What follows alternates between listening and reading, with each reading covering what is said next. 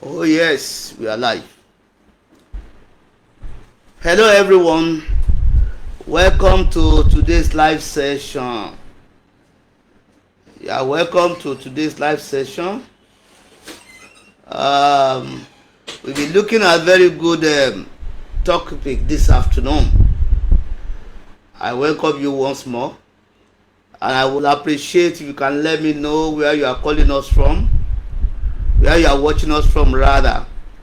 I will appreciate you let me know where you are watching us from.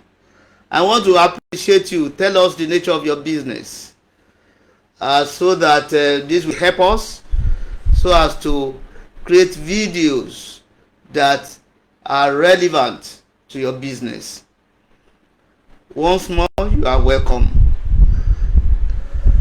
Today, we want to deal with a very great topic which small business owners don't pay attention to. And because they do business, and some of them do not know that as the year is ending like this, they need to generate what we call year-end accounting reports. So today, we want to look at steps to navigate your business year-end accounting report with confidence. Steps to navigate your business year-end accounting report with confidence. In other words, we want to see how you can actually come up with your year-end accounting report with confidence. Questions might be asked. Why is it my business? Why do I, as a small business owner, need to be concerned? Is it not the word of my accountant? Well, quite well, it is. But you need to know certain things. Peradventure, you are a business that hired accountant by yourself. You need to be aware of all this so that you can know the financial health of your business, and also to know how to plan for the new year. And somebody might be saying, why are we doing it in January like this? I want to tell you, most companies closed their books in January, and that is because the year end actually occurred at December 31st. So today, we'd like to take you through how you can generate that year-end accounting report with confidence. So we want to look at the steps. Once more, my name still remains the same. I'm J. Tayo Popola, and I'm very thrilled today to guide you through the crucial steps that will help you to wrap up your financial year, and on a very strong note. So, without wasting much of your time, I would like to go into the issue we want to discuss. Number one step one of navigating through your year-end accounting report with confidence is review and reconcile accounts. You and your accountant must sit down and look at each account that you have and be able to look at the figures and make reconciliation where necessary. And these things that the accounts you have to look at, or the books of accounts you have to look at, includes your bank statements. Bank statements, you must look at it. Have we been able to be sure that the money we receive actually is in the account? Then you need to review, and you see, when you need to check your bank statements in line with your cash book, so that way you can be sure that all your accounts were well, the money were well received. Secondly, you need to look at your account receivable. You need to review it. Have we been able to be sure that all invoices has been well booked? Are we be able to be sure that all the money we need to collect has been collected? Are we sure that this money were collected even at the right time? That's what has to do with account pay receivable, account receivable. Another account that you need to review and reconcile is accounts payable. Oh, how have we paid our suppliers in the course of the year? Are we sure we received all the invoices? Are we sure we have not made overpayments? All these things are necessary for you to review and reconcile those figures. And also, there might be other relevant financial accounts that you need to look at. Especially, you might need to look at your payroll. You might need to look at even some other accounts. But principally, what you do in step 1 is to review your accounts and you reconcile where necessary. So it is by addressing the differences at this stage you can ensure that can make you to be sure that inaccuracies in your account will not be carried over into the next year, because all the inaccuracies must have been corrected in the year-end report. Step 2 is you want to look at what we call accruals and deferrals. What is an accruals? It is accruals occur because there is a concept, accruals, in accounting that says you recognize income when it happened, and you recognize expenses also when it happened, not when money is paid. So at the end of the year like this, you need to look at these accruals and deferrals. Deferrals are when you have some items that you are not taking into account in a particular year, you are taking further. So moving on, we will discuss adjustments that you have to make for both accruals and deferrals. It is crucial to match revenues and expenses with the period in which they are earned and incurred. Actually, that was what I was trying to explain. Revenue are recognized when they are earned, and expenses are recognized when they are incurred. And that's why it is not when payments are made. That's why you need to actually look at your accruals and deferrals. And these are reviewed by looking at outstanding expenses and revenues to make sure they are accurately reflected in your financial statements. Step 3, and this one has to do with the property, plants and equipments, which we formerly call the fixed asset. You want to ensure that these are done with proper that your property, plants and equipment are properly valued. And that's why we need to talk about assessing the depreciation and amortization of our assets. The assets of the company. You need to really assess the depreciation according to and the amortization according to the accounting policies of the company. And this will ensure that the appropriate methods are applied. What are the methods that we are using? The one we used last year, is it the same thing we use throughout this year? The year that is ending, we need to look at it, and we want to be sure that the methods are applied accurately, and also that the carrying value of the property, plant and equipment are up to date. This step is very, very vital for maintaining accurate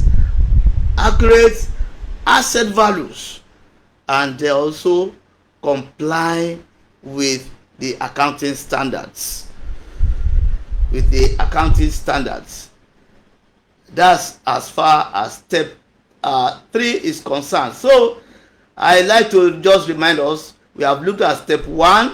We said you need to review and reconcile accounts. Step 2, you need to look at accruals and deferrals in your account.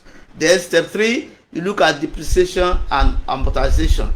Because of the technicalities involved, I want to suggest that this ought to be done in with the support, with the help of your accountant. However, there are things that you need to know, and by the time you do it over years, you will have understood what is being done. So let's move on to step number 4. Step number 4 is about inventory and inventory valuation. You see, for those businesses dealing with inventory at this time of the year, when the year is ending, it's time to do a thorough valuation of the inventory, because where the inventory is concerned, they constitute major investment in the business. So we are looking at adjusting inventory values to reflect the true market or production costs, ensuring that the statement of financial position accurately represents the value of the goods on hand. And of course, these are done through inventory count at the end of the year and also inventory valuation. Why this is necessary is because some of your inventory, some might have gone to obsolescence, some might have been damaged, some might not, something else must have happened to them, and all this because you buy them with money. They have to be properly accounted for. So that's why you need to do a thorough valuation at the end of the year, and it forms a very, very important aspect of your year-end accounting report. Number 5, step 5. This is concerned with tax planning.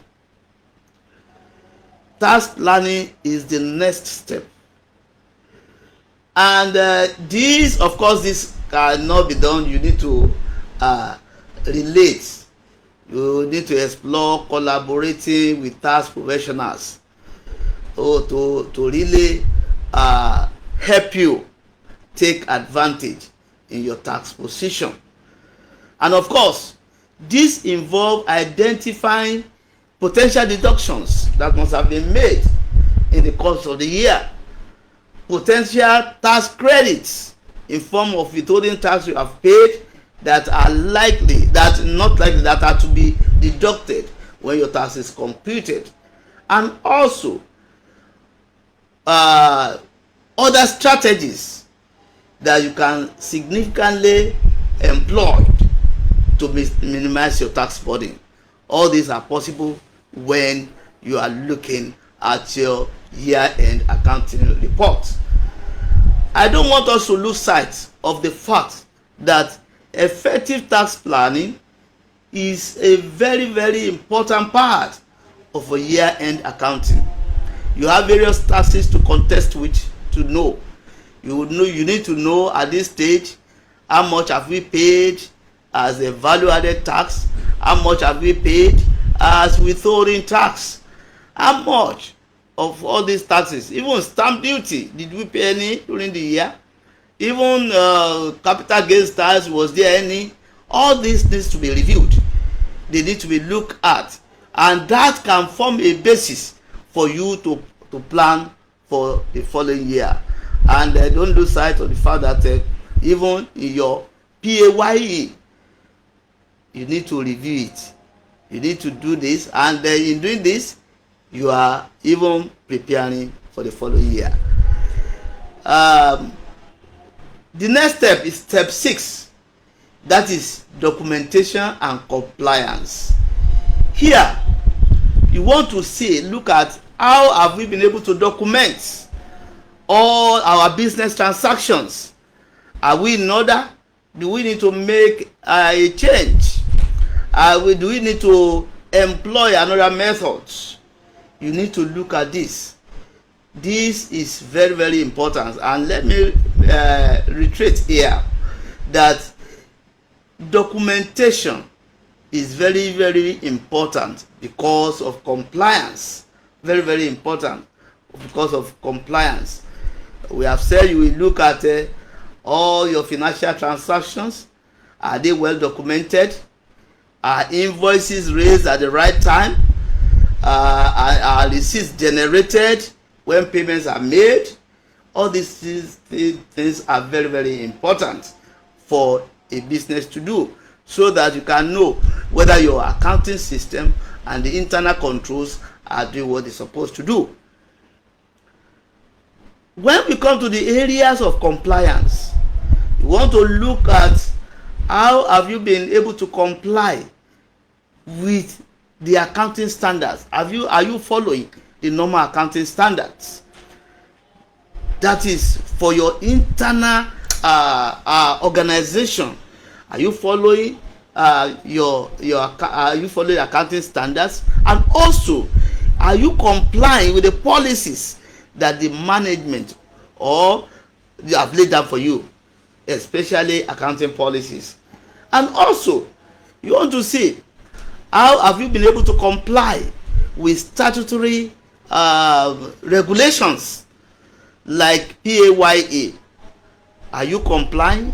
Like VAT, are you complying? Even are you filing your annual returns with CAC regularly? All these things need to be looked into when you are working on a year-end accounting report. You need to look at all this.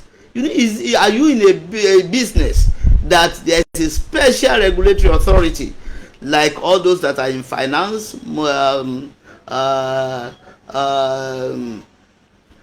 microfinance bank, finance companies, leasing companies?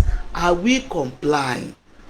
It is at this basis you look at yourself whether you are actually complying. And that's why at this one supposed to be, it should be a top priority that in going through the year-end accounting process.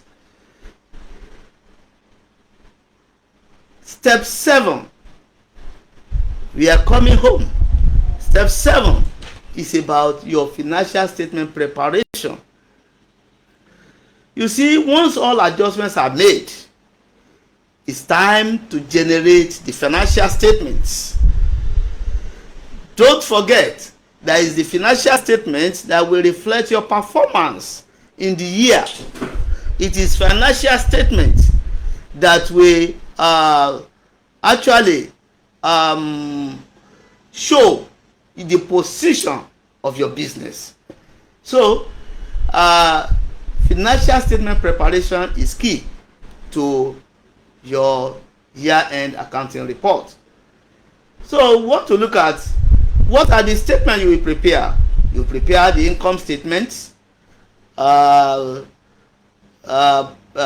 statement of financial position, otherwise called balance sheet, your cash flow statement, and all this will be prepared based on adjustment that you have made one way or the other in other steps. And after this, you need to thoroughly review these statements for accuracy and consistency. This is crucial. You need to review it to be able to be able to be sure that your financial statement is accurate, consistent, complete. You need to do that. You need to do that. Then, the last but not the least, step 8. Step 8, This is very, very important, and a company that does it well will use it to save some money. So finally, if your business needs to file company income tax returns to Federal Inland Revenue Authority in Nigeria, Federal Inland Revenue Service in Nigeria, or any tax authority responsible for filing of company income tax, then you need to undergo what we call statutory audit, and it is at a year-end accounting report that you prepare for this statutory audit. Here you make all the schedules, all the necessary documents that needs to support your financial statement available for the auditor, so that the jobs can be so easy for the auditors to do. You need to prepare all the necessary documentation ready for the auditors, and if you do it properly, it will save a lot of time the auditors will spend in your company, and it will make a lot of work easier for them. So a well prepared audit expedites the year-end accounting process. That is it for you today. But before you go, I would like you to ask questions. I'm ready to take up your questions, your comments, whatever. That's why I would like you to comment on this video. And if the video has really provided an insightful thinking onto you, I want you to like it and to share it. Like it and share it. And even if you are watching the replay, please don't hesitate to comment, to like, and to share. So, in rounding up, in concluding this session on navigating your business year-end accounting report with confidence, I hope you found all these steps valuable for a smooth and successful year-end process. Once more, if you have any question, feel free to drop them in the comments, and we do our best to address them. Thank you for joining me, and I wish you a financially successful year ahead of you.